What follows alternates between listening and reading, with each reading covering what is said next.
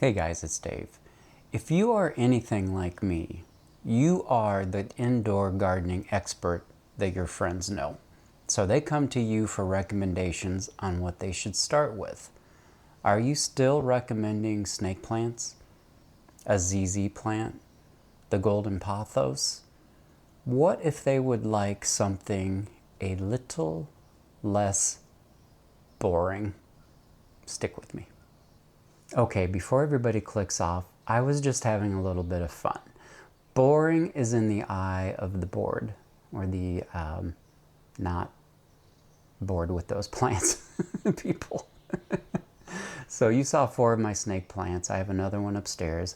I use those as structural plants, and I'm really happy to have them in my collection. 3 of those are on my fireplace mantle on the corner of it. I would have a really empty, sad space without some life right there.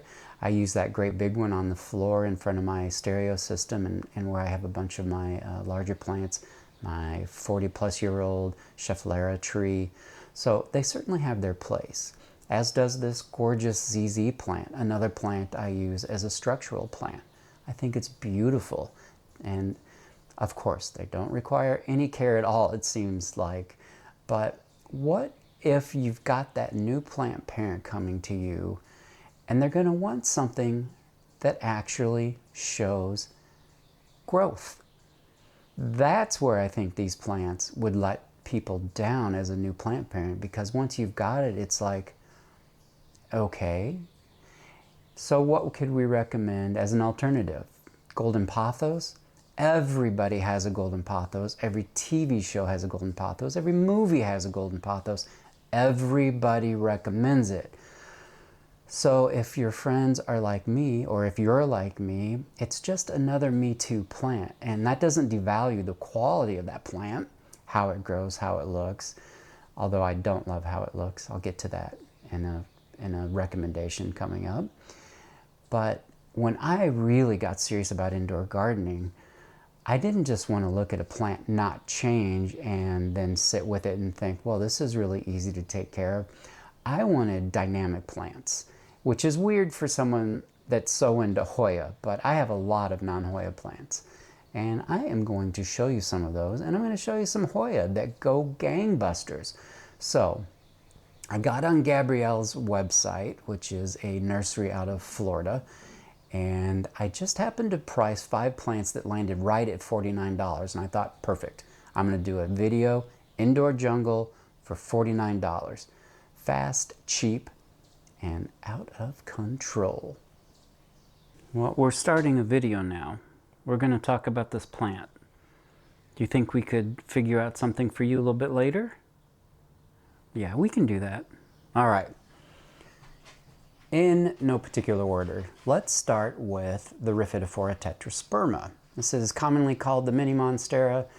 I'm not a fan of that since it's a completely different genus, and I believe it confuses people. It's quite obvious why people call it that, but that's one of its main advantages. Instead of recommending a Monstera deliciosa, which is going to become a huge plant, you can recommend this plant. It's just as inexpensive or more inexpensive. I think you can get a starter plant for what, $12 or $13 now. It grows very, very quickly, almost right from the start, and does not require a moss pole to achieve these beautiful leaves. This is on a 6-foot cedar stake. I'm going to repot this soon. You'll probably see that in a future video and extend that cedar stake. I love this plant because it gives you all of the beauty of one of the really large-leaved Epiprimnum, the Monsteras, etc., without taking up that kind of real estate. And while right now this one is primarily looking really, really pretty on one side, even when it's turned around and the light is shining through it, you still get a really beautiful plant because the light shines through those fenestrations. I will add some propagations on this, but even as I rotate this and it grows on all sides, it's not going to take up an enormous amount of real estate. It's easy care. It's as easy care as a golden pothos or a Monstera deliciosa, but in my mind, it's a better recommendation because you're going to be able to fit more plants in that window that the Monstera deliciosa would be completely hogging up. So, not a real estate hog, a fast grower. This is my Rhaphidophora tetrasperma. Alternative to the #1 office plant, the golden pothos, why not a philodendron? And in this case, a lemon lime. This is the Hederaceum, and I think this is a much more interesting plant. They come in kind of a pinky, do I have any pink leaves on here? They come in kind of a pinky color and then fade down to this really vivid lemon lime, of course. What I like about this better than the golden pothos is, one, it's not as common. It's just as easy to grow, but Philodendron Hederaceum grow in this curtain. So the internodal spacing is much smaller on these plants, and I really prefer that in these curtaining plants. And I'm going to show you another one that I think is well worth recommending. I'm going to show you two more Hederaceum. So, not hard to get, very inexpensive, easy to grow, just like all the plants I'm going to show you, but it'll be something different. And I guarantee you, if somebody comes over to your house and sees the golden pothos, or they see this, this is going to be the one they haven't seen before. This is going to be the one that's not as commonly grown. And this is the one that's going to get their interest. And it pops. You returning viewers will already know of my abiding love for green plants. Don't sleep on the green form of the Hederaceum. This is an incredibly pretty plant. And it grows in that beautiful full curtain style. I know Claire at Jungle Haven used to have a really large one of these trailing down the side of her IKEA cabinet. I don't know the models and so forth, but it was the tall one. This one got a huge cut. It was almost as tall as I was over the winter. Got a little bit too much light from the mother grow light, so I just decided to trim it up. If you saw my Cebu Blue video, you'll know I am not afraid to take a whole lot of plant off and let it grow back over the spring, summer, fall, winter. And then quickly, my Brazil. And I have talked my wife into going on camera to help me repot this. So I won't talk much about it because you're going to see it very soon, maybe even in the next video. This probably grew more than any plant in my collection ever has over the winter. As I was saying in my do-it-yourself pest treatment video, I cut this plant off as short as the green form you just saw, and it put on all of this over late fall, winter. So again, a wonderful alternative to the golden pothos. A more, in my opinion, interesting plant and prettier, and no better example of that full curtain effect. And my God, this plant is heavy. I've got to go put it down. Let's talk about Monstera. This is the Siltepecano, and Sydney Plant Guy growing up a moss pole. Sydney Plant Guy growing up a moss pole. That's from the redundancy department of redundancy. Of course he did. But his was the El Salvador, I think, maybe. I don't know what the difference is.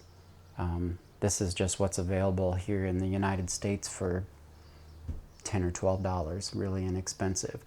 This is a starter plant that I'm growing for my friend. This is my plant that is, I don't know, 10 or 11 feet long.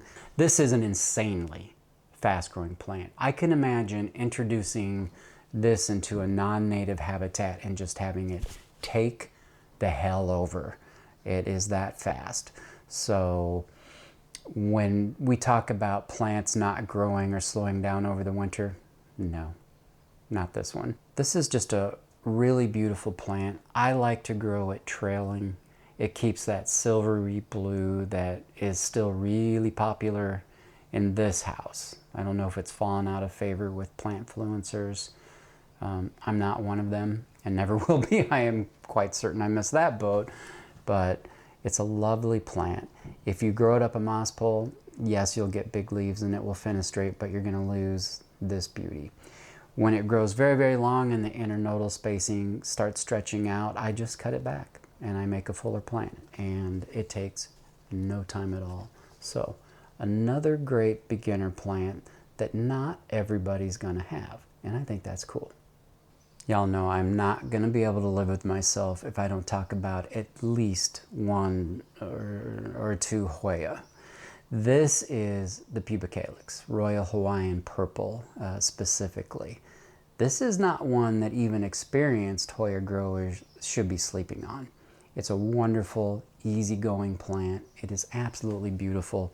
The flowers, especially of this one, are otherworldly. And the foliage is fantastic. And it's a really full plant even now, after I cut the vines down dramatically very, very recently. This is as easy to grow as a carnosa, but much more likely to bloom in a reasonable amount of time. This one can bloom quite young, so I would expect to see peduncles on this one very soon. This is a very full plant without me really doing anything to promote that growth other than trimming it back. And so that growth hormone tells the plant, I don't know, maybe it says I'm under attack and I need to be throwing out new growth. Whatever it is, it works. I now have 3 of these, so I will sell off a couple of them. I've got a cup full of propagations from cutting the vines back. For a beginner Hoya grower, it's going to be really rewarding because it's going to bloom. And, you know, the Hoya carnosas are beautiful. They're bulletproof, and those shouldn't be overlooked either. But the hamstring on that one is going to be bloom time. And you can be looking at years, if ever, depending on conditions, for those to bloom. So popularity of the variegated ones, I could certainly understand. I love green plants, you know that, but I also love blooms. And so it's nice to have some that are just more likely to bloom for you. I've already featured the next one, so I won't talk a whole lot about it. It was in my video, It's Easy Being Green. But let me show you one more. On the subject of fast growers, Hoya australis. And another very beautiful plant that will bloom reasonably young. This one is about 2 years old. I bought this as a cutting, and it has grown all of this magnificence in that time. It's not really cheating to throw in a third Hoya option. Since it's my channel, I can do what I want. This is the Crassy petiolata. Another very, very cheap Hoya that grows easily and very quickly. Just briefly, 2 different ways to grow it. I have this one on a bamboo hoop, and then I have a piece of twine secured crossways here and then vertically up to the top of this. I think that's a very handsome way to display it. I display a lot more of my plants on the wire trellis. They take up a whole lot less room, and when you have a plant that fills out a trellis this well, it doesn't look ugly to me at all. I don't even notice the trellis. I don't know if you do or not. I know a lot of you watched my do-it-yourself trellis video and have made them yourself, so I hope you're enjoying them. But Crassy petiolata is another great beginner plant. Why are we recommending boring plants to our friends? And finally, nothing is faster, cheaper, or more out of control. Goldfish plant, candy corn plant, guppy plant. I bought this as a $2 little tiny cutting. You know those little bitty plants they sell for terrarium growth? And it has grown into this beautiful thing. And then, of course, this is the namesake of the plant, nickname of the plant. It has these really dark green leaves, perhaps under the light it won't show up quite that well. And these vines are long enough that they're just going to shake when I'm trying to show you these beautiful flowers. But this is a personal favorite. You can't do better spending $2 or $10 than on one of these plants. Look how fun this is. This is such a great plant. All you need to do to get this plant to thrive is let it dry out before you water it. That's it. The root system is very, very fine when it's young. I've never had it out of this little salt clay bowl that it's in right now. I'm running out of room in this. It's difficult to water, and I think it's going to be a challenge to repot because don't want to drop it. That bowl shape closes in a little bit at the top, and if you've ever done that before, of course the root ball takes the shape of that, so there's no taking the old butter knife and sliding it down the edge of the pot. So I'll bring you along for that in a future repot video. But for today, it's just another really cool plant to recommend to a friend who's looking to get into indoor gardening because it's so fun. Look at it. Just look at it. Who wouldn't like this plant? And the easiest thing about this plant, besides, well, all the care, but you can literally just stick these back into the substrate and they'll root and grow. So I did that a few times when it was a little bitty thing. I did not. I did it one time. I cut off, kind of a longer, not long, but like a bit of a vine like this, cut it into single 2-node cuttings and stuck it back in, and this is what we have now.